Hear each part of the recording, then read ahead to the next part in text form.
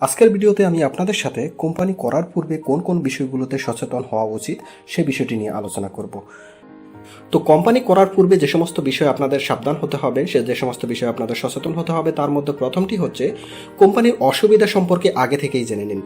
আমরা জানি কোম্পানির কিন্তু অনেক ধরনের সুবিধা আছে, এই কারণে কোম্পানি এত বেশি জনপ্রিয়। কিন্তু কোম্পানির কিন্তু কিছু অসুবিধাও আছে। আপনি যদি আগে থেকেই সেই অসুবিধা সম্পর্কে জেনে নেন, তাহলে আপনার জন্য কিন্তু পরবর্তীতে কোম্পানি গঠন করার পরে অসুবিধাগুলো মোকাবেলা করা সহজ হবে। কিন্তু আপনি যদি আগে থেকে না জানেন যে কোম্পানি করার পরে এই অসুবিধার সম্মুখীন আপনি হতে পারেন, তাহলে কিন্তু হুট করে ওই অসুবিধাগুলো আপনার কাছে বিরক্তিকর লাগবে। আপনি হয়তো বা ওই অসুবিধাগুলো সহজে মেনে নিতে পারবেন না, তখন আপনার কোম্পানির উপর প্রভাব পড়বে।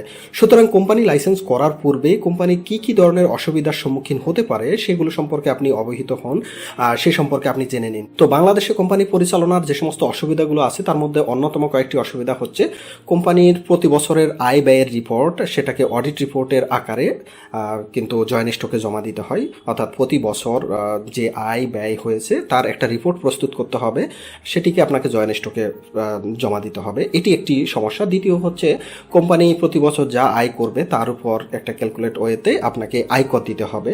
তো এই যে আয়কর বা ভ্যাট বা এই কোম্পানির মেনটেনেন্স, এই বিষয়গুলো কিন্তু আপনাকে আগে থেকে জানতে হবে। এরপরে কোম্পানি করার ব্যাপারে দ্বিতীয় যে সাবধানতা আপনাকে অবশ্যই অবলম্বন করতে হবে সেটি হচ্ছে কার মাধ্যমে কোম্পানি লাইসেন্স করাবেন। এক্ষেত্রে আমাদের রিকমেন্ডেশন হচ্ছে যে ব্যক্তি কোম্পানি সম্পর্কে দক্ষ, অর্থাৎ কোম্পানি লয়ার, যে ব্যক্তি, যে আইনজীবী কোম্পানির যাবতীয় কার্যক্রমগুলো করে, কোম্পানির আইন সম্পর্কে ভালোভাবে বুঝে, সেরকম কোনো আইনজীবী দিয়ে করাবেন। এটা হচ্ছে ফার্স্ট রিকমেন্ডেশন। সেকেন্ড হচ্ছে চার্টার্ড অ্যাকাউন্টেন্ট দিয়ে কোম্পানি লাইসেন্সগুলো করাবেন। ইনকাম ট্যাক্স বলেন বা বলেন, ব্যাট বলেন, সেই সমস্ত বিষয়ে, কোম্পানি ম্যানেজমেন্ট বিষয়ে তারা কিন্তু বিশেষভাবে দক্ষ হয়ে থাকে। তো দ্বিতীয় অপশন হবে আপনার চার্টার্ড অ্যাকাউন্টেন্ট দিয়ে। আর যদি তৃতীয় অপশন হচ্ছে আপনার ইনকাম ট্যাক্স প্র্যাকটিশনার, এনবিআর এর কিছু নিবন্ধিত ইনকাম ট্যাক্স প্র্যাকটিশনার থাকে, যাদেরকে আমরা আইটিপি বলি, তাদের মাধ্যমেও কিন্তু আপনি কোম্পানি নিবন্ধনগুলো করাতে পারেন। এই তিনজন রিকমেন্ডেড ব্যক্তি ব্যতীত আপনি কিন্তু কোম্পানি লাইসেন্স কাউকে দিয়ে করাবেন না, এটা আমাদের অনুরোধ থাকবে।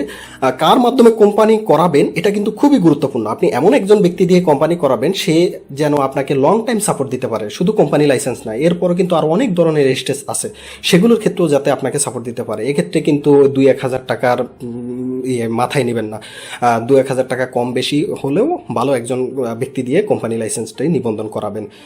এরপর কোম্পানি নিবন্ধনের ক্ষেত্রে তৃতীয় যে সাবধানতাটি অবশ্যই অবলম্বন করবেন সেটি হচ্ছে পার্টনার নির্বাচনের ক্ষেত্রে। আপনারা জানেন কোম্পানি আমাদের বর্তমান আইন অনুযায়ী কিন্তু একজন ব্যক্তি দিয়ে কোম্পানি করা যায় না, সেক্ষেত্রে আপনাকে আরেকজন পার্টনার নিতে হবে।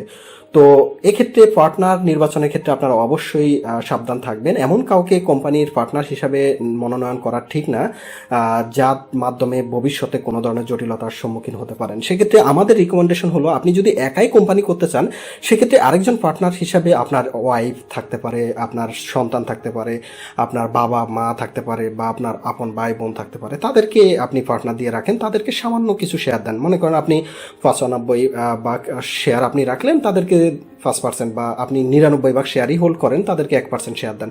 এভাবেও আপনি করেন, কিন্তু পার্টনার মনোনয়নের ক্ষেত্রে অবশ্যই সাবধান থাকবেন।